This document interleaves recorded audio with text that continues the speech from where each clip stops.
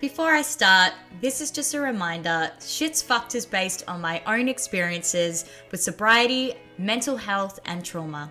Each person's experiences and recovery is different. I hope you enjoy the podcast, but please note that I am not a medical professional. However, I hope to introduce you to resources and people who may be able to help.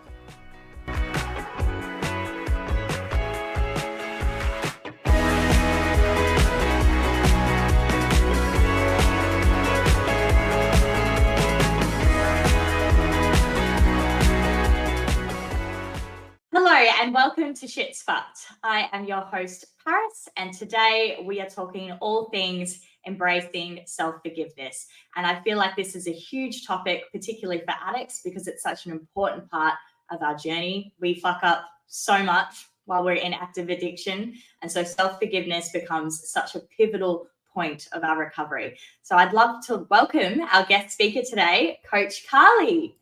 Thank you so much for joining us. Thank you for having me.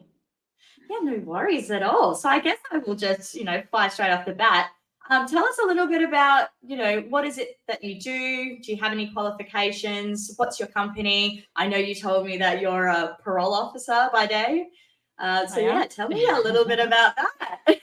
Sure. So for the last 17 years, I've been working in all the different kind of pieces of the pie that I work in, which is, like you say, being a parole officer, which I started in London. I am a coach, which I initially started as being a law of attraction coach, and that's very much kind of changed into change and trauma coaching. So helping people through times of significant change and recovering from things like addictions, childhood trauma, any kind of trauma really.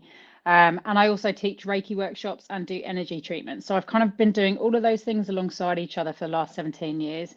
In terms of qualifications, sorry if you hear any weird noises in the background, by the way, my bulldog is doing strange things behind me. You're all good. So in terms of qualifications, I got a degree in psychology, a degree in criminal justice, a master's in forensic psychology, did all my Reiki qualifications and my coaching qualifications. And then because I've worked a lot in mental health and trauma and justice and all addictions, all the kind of things that go with that, right? I've got lots of qualifications over the years that have been things like conflict resolution and trauma recovery, mental health stuff. So I never stop learning. I've just actually signed up for a certificate in criminal profiling, which I've always wanted to do. So I'm really excited about that. Really, really excited about that. What does that entail?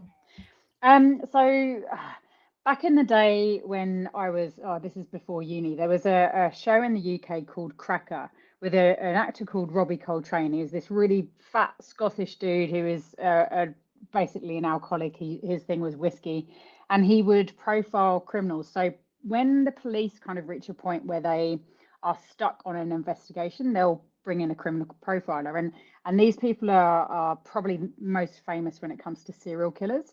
So criminal profiling became a thing back in the FBI behavioral analysis unit. So back when forensic psychology was still really new, like psychology used to be seen as a very woo-woo kind of concept that was, kind of shrugged off by a lot of people. And now it's very much a thing. And so there was a criminal profiler called, a forensic psychologist in the behavioral analysis unit in the FBI in Quantico called John Douglas. And he basically created criminal profiling, or also known as offender profiling, by interviewing a range of serial killers like Ed Kemper and Charles Manson and people like them to find out really what makes them tick. What was their background? What led them to becoming the kind of killers that they were? And essentially kind of nutting out what the profile of a criminal is, not just serial killers, but criminals in general. And then the criminal profiling was born. So that's what I wanted to do originally when I kind of started my psych training. It just kind of ended up in the world of corrections instead, which I love. But that kind of, when those urges to do something never go away, for me, it's been over 20 years that I felt that urge to learn that thing. And now I'll be learning it in online via a university in Florida where people from the FBI will be teaching me. So I'm like super stoked about that. It's Amazing. going to How be really cool is that? exciting. Yeah. May That go is on to do their wicked. masters. So yeah, so more studying. I never ever stop studying. Well, that's always a good thing. We should never stop learning. But that's Exactly. amazing. What piqued your interest to even start going down this path? And I guess that kind of even leads into my next question is what was the journey even to Coach Carly being born? Because it sounds like you've got a lot of interest around, Yeah. anything psychology, even criminally. Like I would love to learn more about where that came from and how that evolved into Coach Carly as well. It's funny because my bookshelf has never stopped being this really weird mix of anything about serial killers. Like my bookshelf is behind me, and there's stuff in there about guys who've wiped out their entire families. There's everything about serial killers. There's stuff about criminal profiling and neuropsychology, and then there's also hippie stuff like energy work and coaching and personal development techniques. So I thought at some point I kind of veer off into maybe one of the directions, but I've just always been fascinated in all of them. And for me, it really started at school where I seemed to be the friend that my friends would come to with their problems. And I'd say a bunch of stuff just naturally, really, really naturally. I'd just say a bunch of stuff that seemed to help them, and they'd walk away feeling better. And I'd feel really good because I'd help them feel better. And then, so for me, like psychology, starting with learning psychology at school, it would be like college age here. Um, it was just like a natural progression for me. I always had really big, profound philosophical questions from when I was like, I remember being 15 and sat on my bed with all these questions that were kind of torturing me, like what is the meaning of life, what happens when we die, and literally trying to imagine. I remember closing my eyes and trying to imagine what happens when this doesn't exist anymore, because I couldn't imagine everything else that I am not existing anymore. And I don't remember having any conversations with anyone spiritual around me or anything like that, so I felt really alone with that, with those kind of questions. And then when I was 21, got into clubbing, met all these group of friends clubbing who I kind of felt like I'd known forever, right? And a lot of them did things like personal development, and a few of them did Reiki. They introduced me to all these things, and I thought, well, I'm not the only person that's thinking this way. And found all these books, and then that's where my kind of journey of learning about this kind of stuff really started. For me, the psychology aspect of it, like I was always really, really curious about what makes people's brains go to the darkest corners, what creates things like trauma, addiction, psychopathology, what makes a brain go that way. Is it nature? Is it nurture? Is it Mm. something else? And so trauma was always a really big area of interest for me, as well as suicide prevention. I'm really, really passionate about that. I come from a family of quite a few people who worked as police solicitors. My uncle works at Scotland Yard Murder Squad, so I was kind of surrounded by that as well. And I didn't, there was a part of me that just wanted to go straight into being a detective in the murder squad, Oh but my goodness. I never wanted to be a Bobby on the beat, especially not in Yeah. London. So I kind of there were big things that I wanted to do. I didn't necessarily want to do the shit jobs working from the ground up when it came to the police. And back then, being a woman in the police force was pretty hard, Mm, especially being an offender profiler, where your job is based on statistics and probability and a lot of gut feeling. mm, Um, so I kind of, my career just kind of went into, I just thought, oh, I'll go and get a psych degree. And then I thought, well, everybody's got a psych degree. That doesn't set me apart from anyone else. I've got to go and do a master's. And I thought, do I do a master's in counseling, which I was always really interested in, but something was really putting me off that. And I didn't know until I got into coaching that, with counseling, you're sitting and talking about the problem for an hour. And for me, there was something that felt really wrong about that. And when I got into coaching, which is very solution focused therapy, I realized it's because I don't want to sit there and talk for, all day long with people about just their problems. I want to look at, now we know what the problem is. Like I'll let people in coaching sessions do a brain dump of what the problem is. Okay, now we know, we're clear on that. what are the solutions? What are the obstacles in the way that are holding you back from moving forward? And what's your end goal? What do you want your life to actually look like?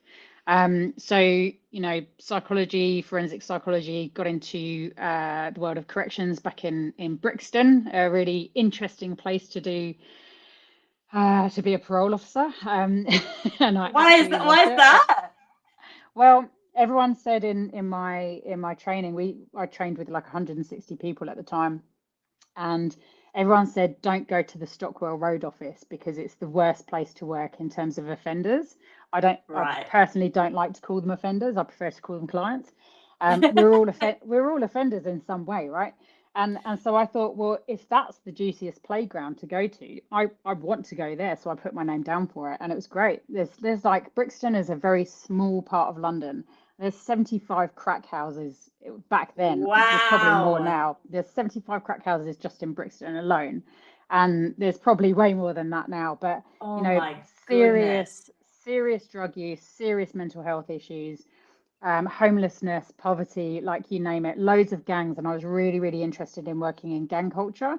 And, Mm. when I moved to Australia and got into corrections, I'm like, what, it's just bikie gangs. That's pretty boring, gangs over there is like, Jamaican yardie gangs who will just shoot you in the head for your necklace, even if it's Yeah, worth right. 50p. Way more unpredictable violence over there, and there was Yeah. just something just always fascinated me about that.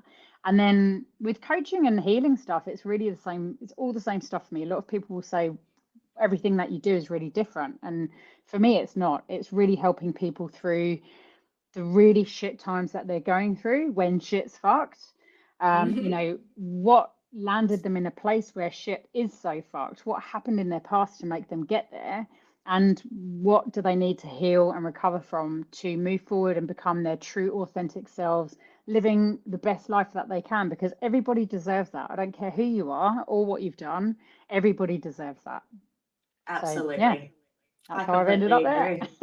Amazing. So when was Coach Carly started? What year did you start that journey? Ooh, Coach Carly was born in 2013, I think, but I've been coaching for a couple of years before that. And I'd started my original business, Phoenix Transformation, which was more the Reiki side of things, um, back in, God, 2007, I think. So I was like still super fresh on Facebook. I think I was still on MySpace back then. Oh wow, yeah, gosh, way uh, back. you know, yeah. So, when I learned Reiki, I didn't have the ability to connect in with my Reiki masters because social media wasn't a thing. And I've created a space for my Reiki students who there's about 350 people in my student group on Facebook to stay connected. Social media it can be really shit. It can also be really Mm. amazing for staying connected with people, and for being inspired and watching podcasts and being inspired and knowing that even if you feel like you're in a really shitty place, that there's also other people who feel like that too. You're not on your own. So anyway, going back to Coach Carly, yeah, I started. There's my bulldog behind me. Yeah, I can see him. You can see her butt. She's probably going to drop a fart in a minute, and it's going to waft over. So if you see her change in my face, there she is. Oop, that way. Hi, baby. She's so cute and funny. Um, so with my coaching training, like I really was getting into the law of attraction and manifesting and that kind of thing, and love all those tools and techniques, trained as that. But I was also working, in injustice, mental health, addiction. So all of it was kind of starting to come together for me. And when I was learning about the power of positive thinking and vision boards and all the manifesting tools, which I love and are great, but I feel like you've got to be in a place where you're feeling neutral or positive for you to want to do those tools. And I found myself Yeah. thinking, well, I was really getting through personal experience with lots of friends and losing a lot of friends to suicide. I was also getting really passionate about the space of suicide prevention. And I thought, well, when I'm working with someone who's suicidal and actively wants to die, I'm not just going to tell them to think positively and do a vision board. So, but I also want to use these coaching tools. So what then? And that's where I really started veering off into the some of the more trauma releasing tools that I use now, and ways to break the negative state that you're in, and things to help you forgive and release the past, as well as always keeping a manifesting lens on stuff in terms of knowing where you want to go as well. Yeah. So yeah, that's kind of how Coach Carly veered into where it is today. And Oh, I often amazing. combine it with energy tools as well, because I think the combination of both is really, really powerful. I think you've got such a vast knowledge that is just so beneficial in the coaching world, especially coming from a background. You're obviously currently working as a parole officer, but all the degrees that you have studied as well in psychology and criminology, and it's fascinating. And I guess you would just become, yeah, you've become so knowledgeable, and you can best guide people from so many different angles. You've got a lot of fingers in a lot of different pies, and I think that's incredible. That you should be so proud. That's amazing. Thank you. Thank you. I love what I do. And I'm grateful Yeah. to love what I do, because I feel like a lot of people don't necessarily find what they love to do. So I feel very grateful Yes. that I found it really early. Yeah. Absolutely. Absolutely. And with your work at the moment, what would you say you're seeing something a lot of when it comes to mental health, addiction struggles? Like what are our biggest challenges that we're facing today as a society? What's coming up most commonly for you? Um, God, I feel like for forever since I've been working in this space, it's been about people who've endured significant trauma in their past, whether it's physical, sexual neglect, emotional, whatever it might be. Family violence is a massive thing that's being talked about more and more over the last few years. But people also becoming much more aware of what family violence really is, because I think the term family violence makes people think that it's just about physical violence, and it's not. People are talking, and I write a lot of blogs on this, about things like gaslighting and emotional abuse, financial abuse, mental abuse.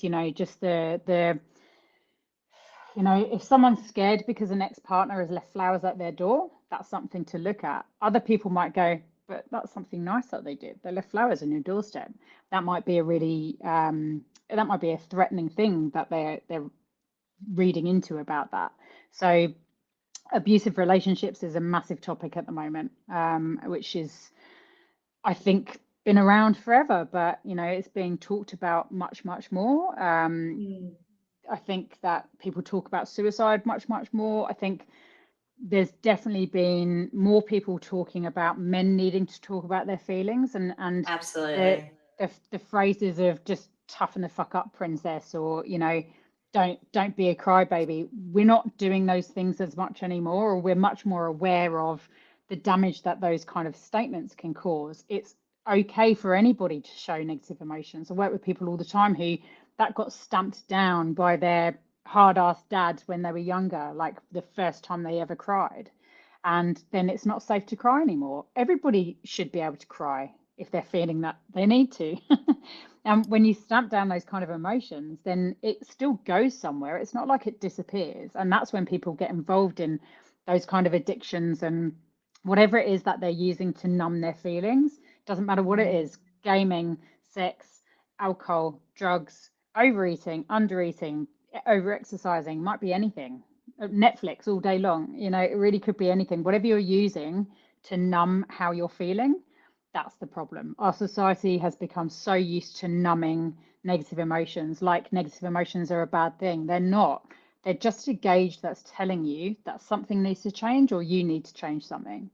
And every single marketing thing out there is, if you feel this way, pop this pill, change your job, leave your relationship, buy these shoes. Like, people think that if they feel a certain way, that there's a magic bullet or a magic pill that they can take that's going to help them feel better. And that's, the world is full of that kind of advertising, and we need to talk more about, if you feel a negative emotion, that's totally okay to feel that. Let's explore why. No, absolutely. I couldn't agree more with what you said, because I've even been through my own journey of accepting those negative emotions and allowing myself to even sit with it. It was Mm. something that, this is what led to my addiction, was that avoidance and wanting to purely numb myself. And I agree with what you say when I feel like there's a lot of generational trauma as well that's come through that we're trying to break the cycles of as well. So that's something that, I've seen a lot of that even within my own family. My family was so chaotic growing up. I didn't learn how to communicate my feelings very well. I didn't understand how to express them in a safe place. It was always something that I felt like I couldn't express without some kind of consequence. And that also led me to hold everything in. And so coming along my journey and learning how to break through that and start this healing journey, there's there's so many avenues of healing you have to take. But one of the main things as well that started me really shifting through all this shit that I went through was also the self-forgiveness, which is our main topic today. So, learning how to accept that whatever happens during that time is okay. Like, I only knew the best that I could back then. I had only X amount of tools and resources then. I was literally doing the best that I could with the knowledge that I had, and just started to completely step into that and own it. So I guess that kind of leads into my next question. When it comes to healing ourselves, how important would you say is learning self-forgiveness, and how does this serve us? I think it's probably the number one thing that we need to do. And I think that it's the thing that people struggle with the most. Self-love and self-forgiveness, I think is probably the hardest point to get to, because and this is where like shame is so prevalent in addictions and trauma. And Yes. and when we are addicted to anything, we've generally done things that we feel really, really shameful about. And people really think that they get sober, like getting sober is going to fix everything. And it doesn't. It just brings up all those really shit emotions that you've been stamping down for however many years. And with that comes an abundance of shame. And, guilt is feeling guilty for something that we've done, but shame is feeling inherently bad, like we're an inherently bad person. And self-forgiveness for that reason is one of the hardest things to explore. And I take people through a process that is I think we spoke when we connected about EFT tapping. Yes. Stands for emotional freedom technique. There's another technique, an amazing technique that I do called QFT, quantum freedom therapy, which is like EFT on steroids. And I guide people through a process where we really connect to the emotion that they're feeling. And then we tap through it, and then we kind of do like a guided imagery process after that, which is just, it gets people to such an incredible place. I see people, like I did this with a client recently who's just started with me, he's been sober for a while, but he's one of those people that thought that getting sober would fix everything. And when we got to this certain point in the tapping where we talk about, we've released some of the negative emotions, but then we get to statements like when they're tapping, I forgive myself. And you see the change in people's energy. Like for a while, a lot of people can't say that. They're Yes. tapping and they can't say that. They have been able to say everything else, but they get to, I forgive myself, I love myself, I'm worthy, I'm good enough, like things like that. You just see all this stuckness here, like they can't say it, because they Yeah. really, really don't feel that. And Yeah. and the emotion, the emotional outpouring is pretty crazy to witness, and I'll see like a 30, 40, 50-year-old man or woman in that moment look like they're 12, 13, 14, 8, whatever age they were when this trauma really, really started for them. And they even speak like that, like they're that age. Their really, really hurt inner child comes up. And it's so incredible and humbling for me to hold space for people in that moment and let them know it's okay. It's okay. And whatever they're stuck on that they're feeling, I get them to repeat it a few more times. And you see the shifts, and I feel the shifts energetically in the room. And it's like I'm getting goosebumps even talking about it, because it's amazing to witness it. So self-forgiveness is one of the hardest things that I've seen people go through, and one of the most transformational things that people can do for themselves. And if you feel like you're stuck doing it yourself, find someone who can help you, guide you through that process. We're going to share three forgiveness freebies with your audience today that people can start with. They can start working on that themselves, and I explain how to do it in all those documents. But I always say to people, start with the low hanging fruit. Like, everyone's got this big hairy monster lurking in the background of, why the fuck would I forgive that thing or that person or myself for doing that, right? Like, it's this thing lurking that they're like, I can't go there. I will never be able to forgive myself for that. But by not doing that, what you're doing is it's like drinking poison and poisoning yourself all day long by holding on to the shame, the guilt, the grief, the resentment, the bitterness, the anger. You're just poisoning yourself from the inside out. And if you really want this journey of recovery, forgiveness is a part of it, a massive, massive part of it. It's not just about getting sober. That's when the really hard work starts. I can agree to that.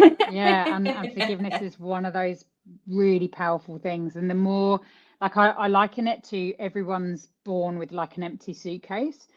And any kind of trauma that you go through is like that remains unresolved at the time, is like putting a potato in that suitcase. And these potatoes can range from all different sizes, from little baby new potatoes to massive fucking pumpkins, depending on the significance of that trauma at the time.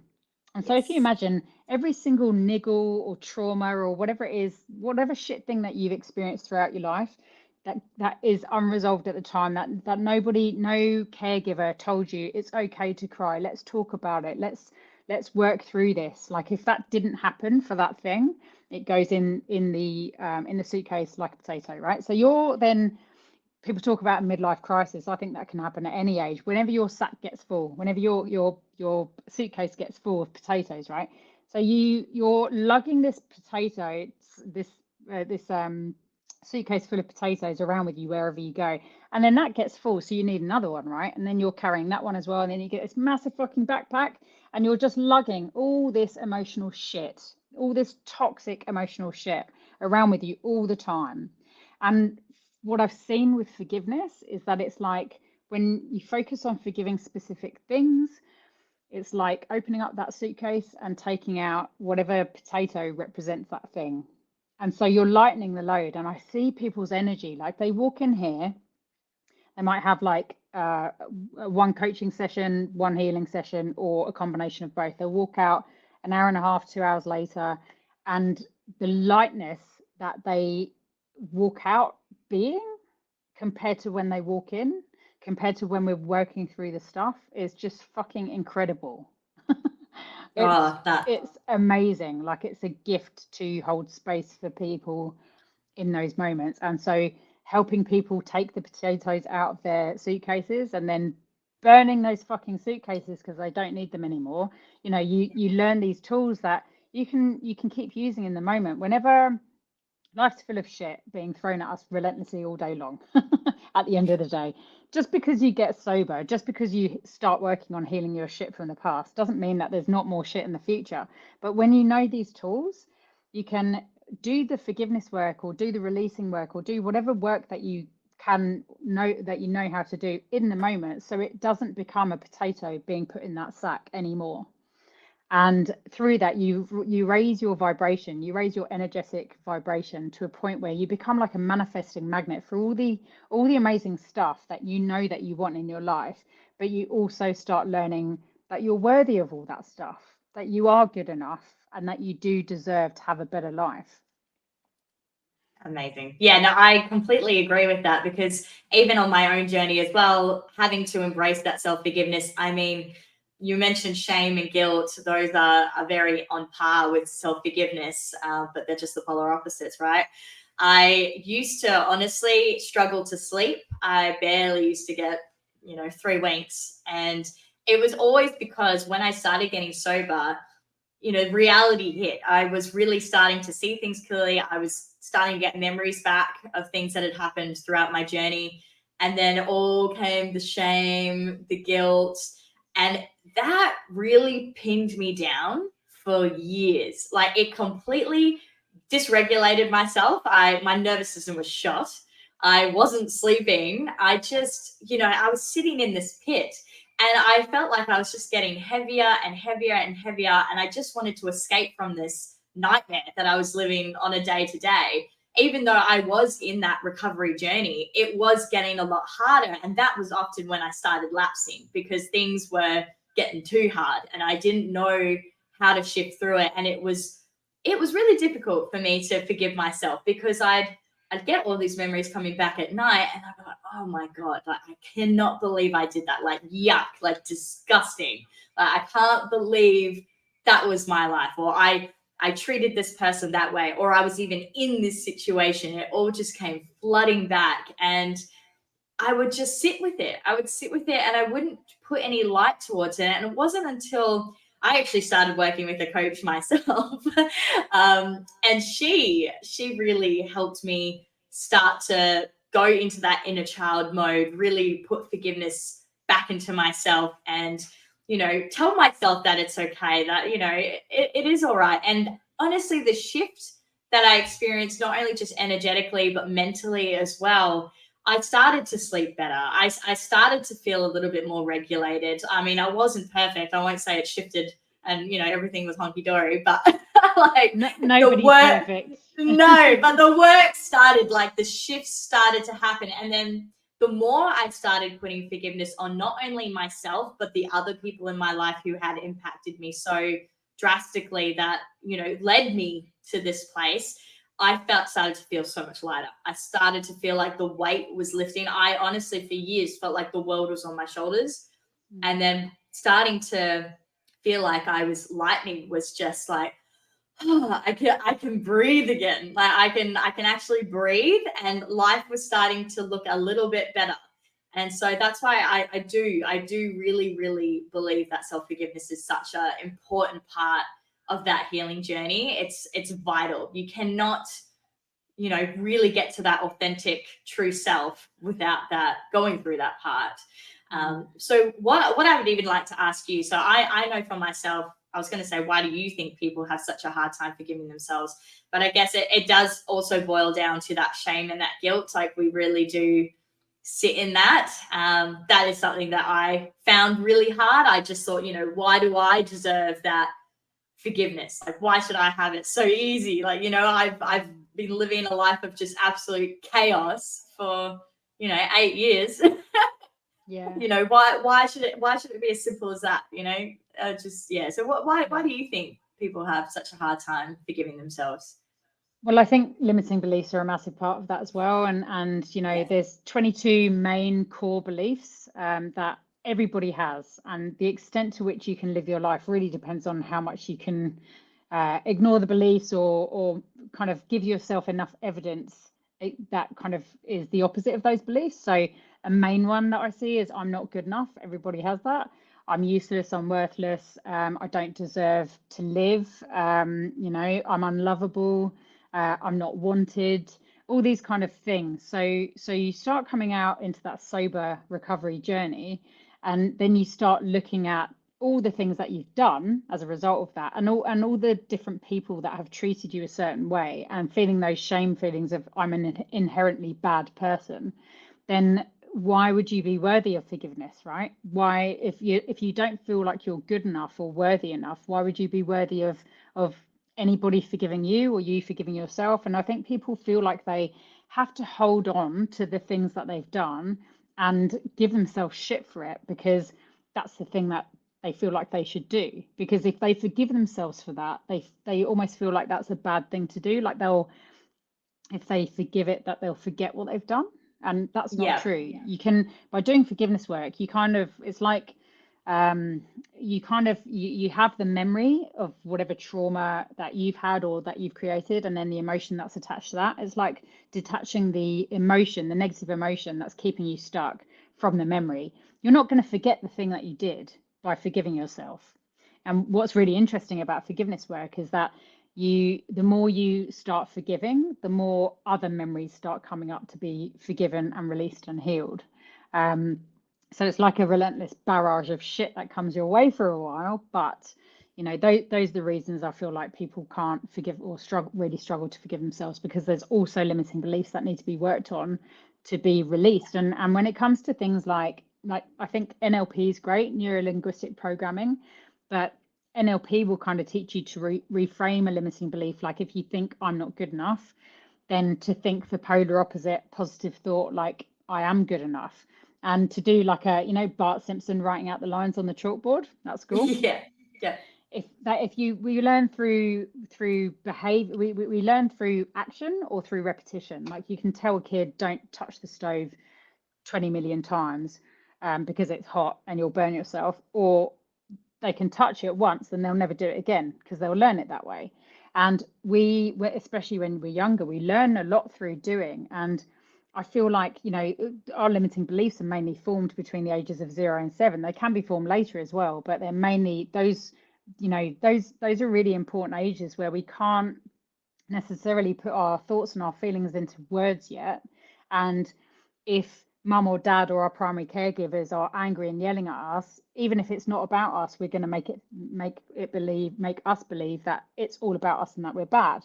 So that's how those limiting beliefs get formed. And then to unlearn them through repeating a positive belief that you really don't inherently believe deep down, I feel like that's a really hard way of doing it. For me, it's like there's a shit there.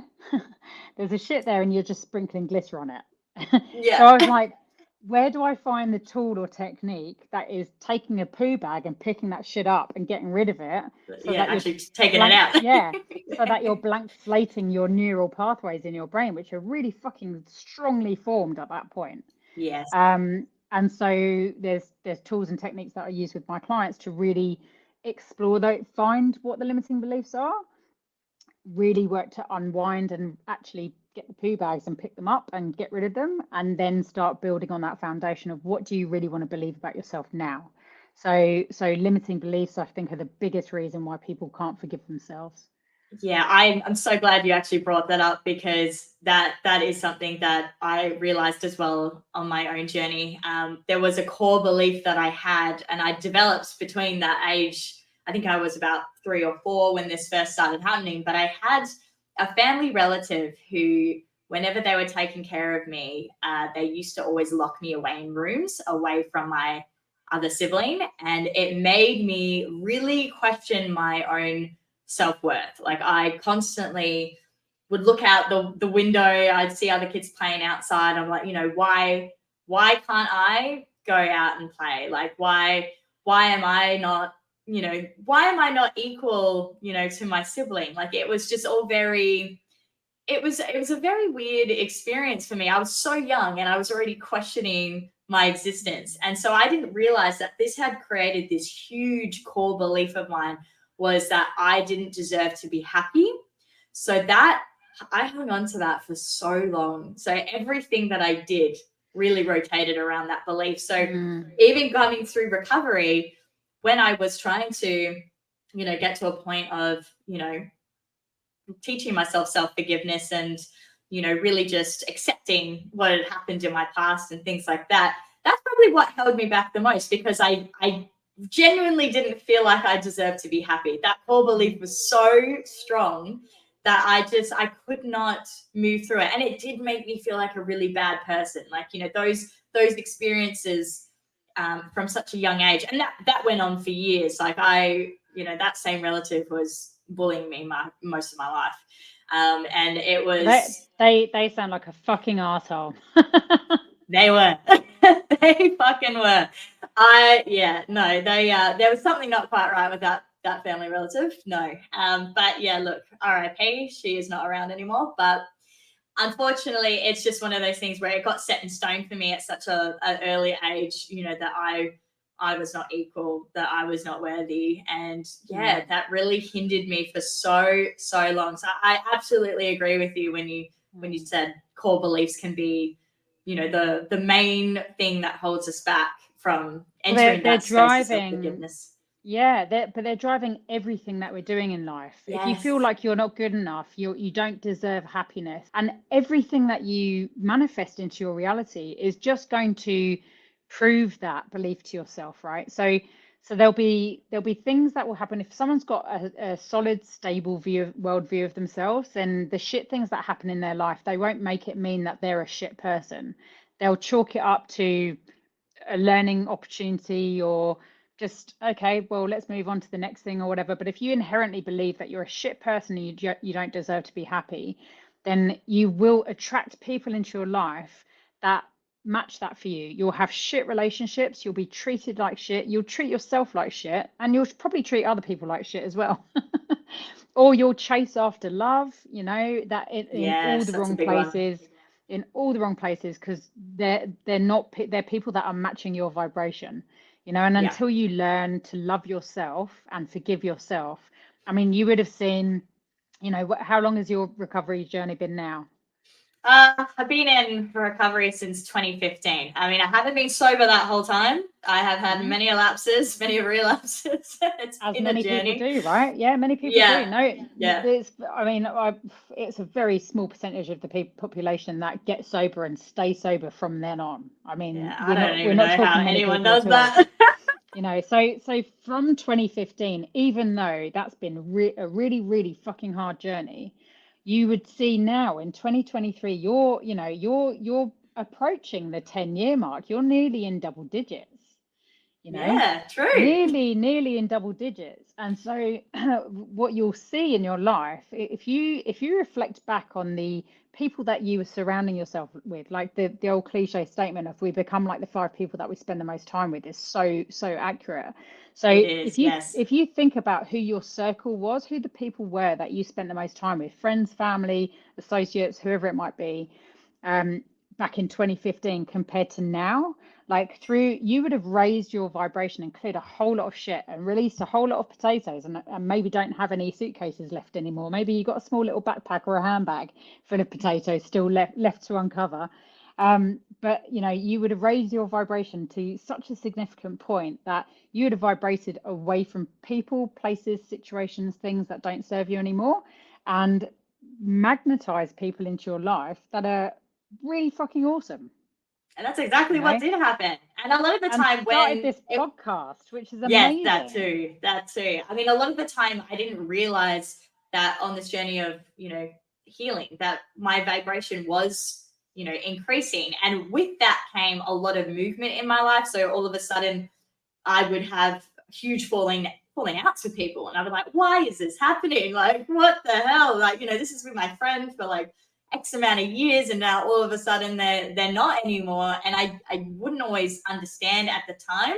But as time went on, I'd be like, oh, okay, that person actually was not in alignment with where I was going. And, that needed to happen. So that was, I was being shaken up. And I live in Yanship now. I'm complete. I would say country. I'm not really country, but it feels country. And it's just been amazing. I've met the love of my life now. I'm in a job that really serves me. I'm so a part of the community, and I'm here making this podcast. Like, it's been a long journey, but essentially such a rewarding one. It's been really fucking hard, though. I'm not gonna say it was easy and it was all sunshine and rainbows. It was really tough, and I still do have my hard days. I still have times when I'm really still struggling with everything that I'm going through. And I feel like my poison was meth, right? And with that kind of addiction, that I feel like that's something you deal with for life. And it's something that I'm constantly having to work on, be mindful of, and put in that maintenance work of recovery as well, because it's not just getting sober, it's maintaining it. And then constantly it being in that space of self-forgiveness, self-love. I always talk positively to myself now. And if something bad happens, I let myself sit sit with it now. I sit with my emotions. I don't try to run from them. And it was really hard to do that from the beginning. I did, you know, as I said before, I had some lapses because I was finding that so hard. But I did eventually I got there, and yeah, life has become a whole lot easier. I would never, ever, ever want to go back to where I was. Like that was such a whole other world. I was in the underworld, I would even say, but it was where horrible shit was place. really, really fucked. Shit was really, really fucked. Like it was crazy. And even just, you know, we're living in Australia and we don't have as many gun issues as I would say, you know, we do it in America, right? We're completely different to that. But being in that underworld as well, I was around stuff like that. I was seeing guns. Like it was just a whole other world. And I just feel so grateful every day that I took the courage and I had the bravery to actually take that step out and be like, you know what, this isn't for me. I actually do deserve better, and I want to get some help. Awesome. Yeah. And you deserve a massive pat on the back for yourself for that, you know, and it's I think life is hard in general. It doesn't matter what your addiction is or how you numb yourself. Life is Exactly, hard. yeah, And it also is. confronting your shadow shit is hard. Doesn't matter who you are, where you come from.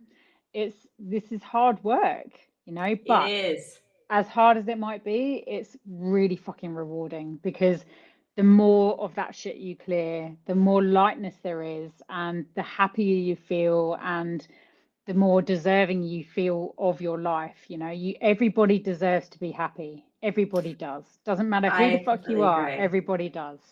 They do. They do. We all do deserve it. Absolutely. And what is one practice that you would say is something that we could do each day for ourselves that could help us even start to enter that space of self-forgiveness and that self-love, self-worth, forgiveness? Yes, so EFT, emotional freedom technique tapping, I would say, is probably my number one go-to tool for. You can use it for anything. So it's partly a distraction technique. So if you're in a space where you're really having cravings and stuff, or feeling really negative, some kind of a negative emotion, then you can use it to distract yourself for long enough. But it's also like it breaks the state that you're in, so it really neutralizes the emotion and takes the edge off things. So I think I've already sent you a link that you can share in the show notes for. Yes, you have. It's called my Project Self-Worth playlist. So this was a playlist that I put together for myself initially, where I came to a realization that I had all this stuff in my life that I'd achieved, and I felt this growing hole in my solar plexus area. You know, when you feel that kind of empty feeling, and I'm like, what is this about? You know, I've built my dream house by the ocean. I've got permanent residency, or I think I've just become a citizen of Australia, which would have been a goal for so long. I was running my business full time. Like I had all these amazing things in my life, and this just nagging feeling. And I realized that feeling was I didn't feel like I deserved any of it. And I thought, fuck, that's a bit of a newsflash to me. So Yeah. I embarked on Project Self-Worth, and what that entailed was me basically putting together this playlist in YouTube, mainly of EFT. All of the EFT videos are like most of them are about 5 minutes long. Some of them, nothing goes longer than 10 minutes. I mean, there would be most of them are around 5, 6 minutes, but all of them relate to the topic of self-love in some way. I think there's like 185 videos in there now. I'm always adding to it. Most of it's EFT. Some of it is things like subliminal music that you can play, meditations. There's even yoga for opening up the heart chakra. There's subliminal, like just music that you can play in the background with affirmations in it. So some of it you can just listen to or have it on the background in the background when you're doing other things. But EFT, I would say, is probably the biggest thing that I would use on a daily basis. So I was tapping like a motherfucker all day long at this point. And I did this relentlessly, and I was sharing it with a couple of girlfriends who were going through similar things at the time. So we were all doing it. And one of the biggest things that I noticed, like at the time I was in a relationship that really wasn't good for me. And he used to speak to me like I was a piece of shit. And at the time, like he'd say something to me, and then I'd kind of feel this like, oh, that didn't feel good kind of feeling. And I'd go off and I'd do something different, like the laundry, or I'd kind of hide in a room somewhere and just get on with whatever. And I'd be thinking about it like, I've got to say something, I've got to stand up for myself. But by then the moment had passed and I'd come out and he was in a better mood, so I wouldn't want to disrupt it, you know. Yes, Um, right. but the first thing that I noticed through doing Project Self-Worth was that he would say something to me that was shit, and I would immediately say something, not in an aggressive manner. I wasn't being passive aggressive either. I would say it in a really assertive way, where I'd say something to him that would basically let him know what you just said or did is not okay with me, and I'm not willing to be treated like that anymore. And the first time it happened, I literally turned around like, who said that? That didn't come from me, did it? Like through doing this tapping and working on Project Self-Worth, I started more naturally without even thinking about it, without even having to try, standing up for myself, knowing my worth, saying no when I didn't want to say yes, um, not doing things out of obligation anymore. And like I feel like at that point in my life, I'd got things right in most, pretty much every other area, except for relationships. This was my sticking point still, Yeah. and that was all because of the self-worth stuff. And through doing Project Self-Worth, like it still took probably, I don't know, 18 months, 2 years before I actually left that relationship. But by the time I left it, I was so fucking ready to leave that there was no going back for me. There was no, I love you, take me back, or none of that bullshit. I'm like, you can fuck right off and never come back. I love And I that. will, and I will never attract anyone like you again. So tapping is the main thing I would say, that you can do, and it's free. It's all over YouTube. This Project Self-Worth playlist that I've sent you, share it with anyone you want. Share it with your audience. Keep it as a separate playlist on your YouTube. Play it all day long. Do tapping at least once a day. And you don't have to go through the whole playlist. Just scroll through it, and there'll be something in there that really resonates for you on that day. Do that one. Tap in the morning, I find it's good to, like, I used to do this in the morning after I brush my teeth, just kind of tapping in the mirror, get that done for the day. And then I'd be tapping on the way to work. I'd be tapping in the toilet if I was being triggered at work or whatever. But the more you do it, the more of that stuff it's like dropping more potatoes out of your suitcase. So Yeah, amazing. I find that the combination of tapping and forgiveness is so fucking powerful. It is. If you start doing that stuff today and you commit to just doing one thing a day, you'll probably want to do more because it actually gets quite addictive, right? But just commit to doing one thing a day that takes you 5 minutes. Anyone can do that. There is no Yes. excuse to not do something that takes you 5 minutes. Commit to one thing a day, and you see where your life is different in the next year, or even 6 months or 3 months. It's Yeah. life-changing stuff. Absolutely. And even one thing that I did, that I recently shared on a post on Facebook was, how to even start to rewire those core beliefs, was writing and that's if you know it. Sometimes not everyone even knows their core beliefs, so they might still need to dig that out. But if you are aware of your core beliefs, and mine was, you don't deserve to be happy, I actually ended up writing that on my mirror, kind of like in reverse. So I just wrote it as, you do actually deserve to be happy. And I put it on my mirror. I did not even read it every day. I paid no attention to it. It was literally just there on my mirror. I was subliminally taking it in every single day. And I think after a couple of months, it was like a light switched. And I suddenly was like, I do deserve to be happy. I actually do Mm, deserve that. And it was mhm. crazy just how simple that one thing that I did, and how drastically it transformed me in a couple of months. So yeah, Yeah. even doing things like EFT, just adding those little things every day into your life, Mm. you'd be so surprised what Just little drastic small shifts can happen. things. Yeah, Yeah, yeah, little small things. yeah. But on the point of subliminally taking stuff in, that's really important as well, because be really aware of what's going into your brain, what you're saying, what you're being told, what you're listening to, what you're watching. I mean, I say this, I watch crime shit all day long, but So I. it's not affecting, I'm really mentally stimulated by it. But if you're Yeah. watching things like the news, like I know people who watch the news all day long. I stopped doing that so many years ago in Yeah, London, but same. when COVID properly kicked in and nobody knew what was happening, right? I watched You know that like what is it, CNN, where it's just like live streaming news all day long.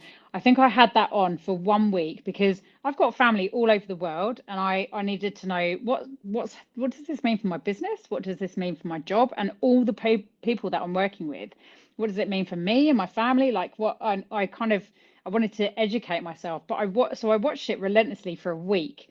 And at the end of that week, I felt so much anxiety. Oh my God, I felt really fucking horrible. And I just stopped doing it. And it just was a really good reminder for me as to why I don't watch the news. My dad would call me ignorant, but you hear about the really important stuff because other people talk about it. You don't need Mm. to watch the news to watch the relentless barrage of negative shit coming through the news all day long. That really doesn't, it's not that significant unless it Yeah. is really, really significant, you know?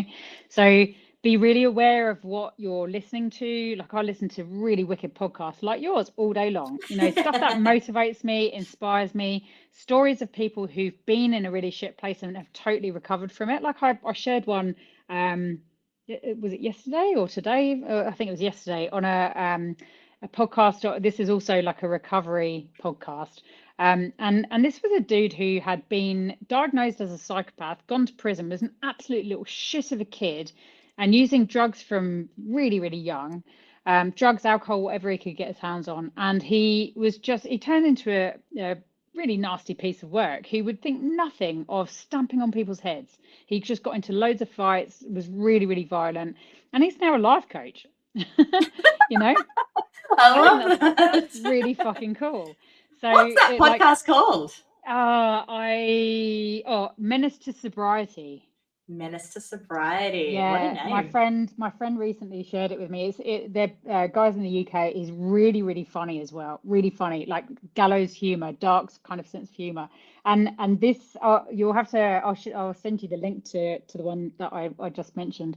But I was laughing all the way through. You know, it's just and surround yourself with humor. Like know that even if you're going through an insane amount of shit, if you can inject some gallows humor into that and try and find some humor in the situation, do it in any moment that you can. So laugh often, even if things are fucked right now.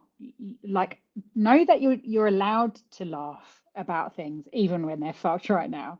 Um, just be cautious of who you're spending your time with. Like, are you spending your time with people who are just relentlessly complaining all day long? They're not the kind of people that you want to hang out with unless you want to be Mm. that too.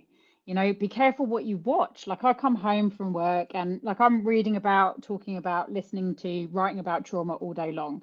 But I come home and I hang out with my bulldog who's really fucking cool, and I'll put on some nice chilled out piano music with like or 528 hertz or whatever nice subliminal chilled out vibes I can play probably while I'm reading a serial killer book, but I'm still very aware of what I'm listening to.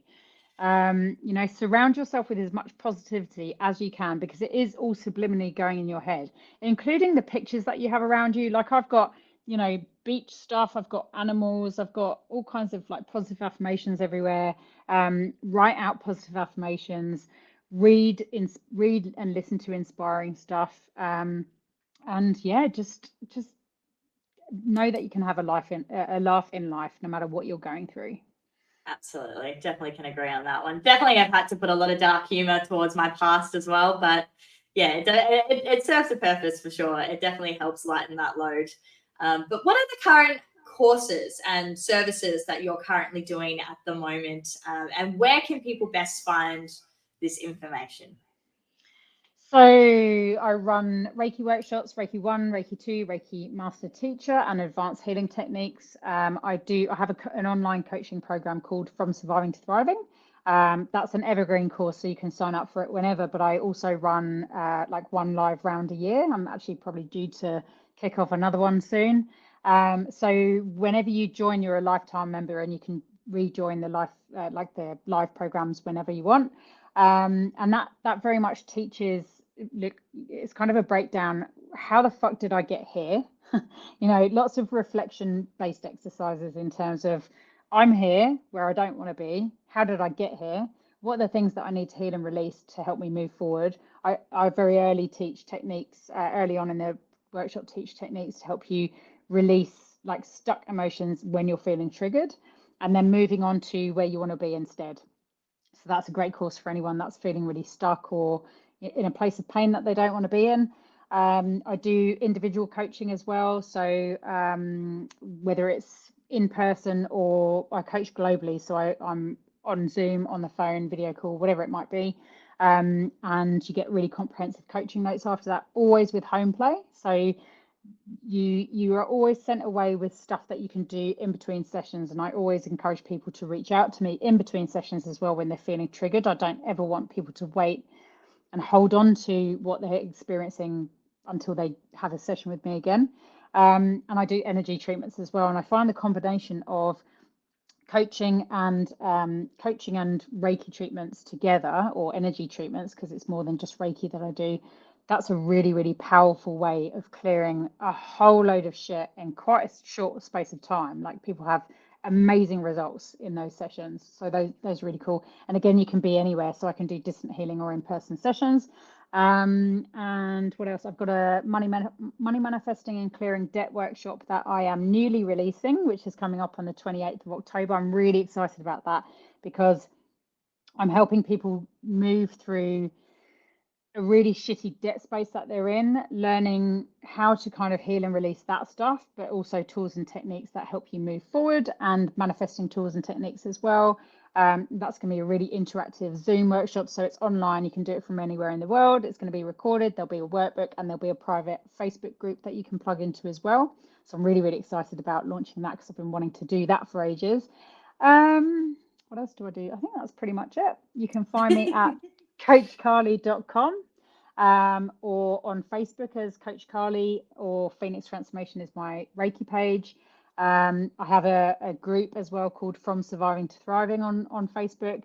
I'm on Instagram at Coach Carly Evans. And I think that's pretty much it. Awesome. Well, I will definitely provide all our listeners today links to your platforms, and we'll also provide the EFT playlist as well. That will be really beneficial for our listeners as well. And the forgiveness freebies as well. And the forgiveness freebies. How did I forget that one?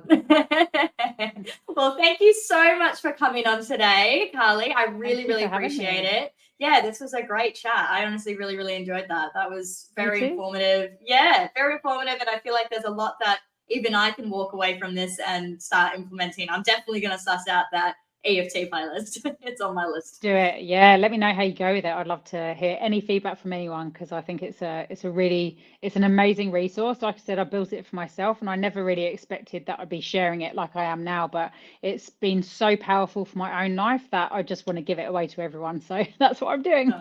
Thank you so much. Well, I hope you have a wonderful day, and I'm sure we'll be chatting soon. Definitely. Thanks everyone for joining us. See you guys.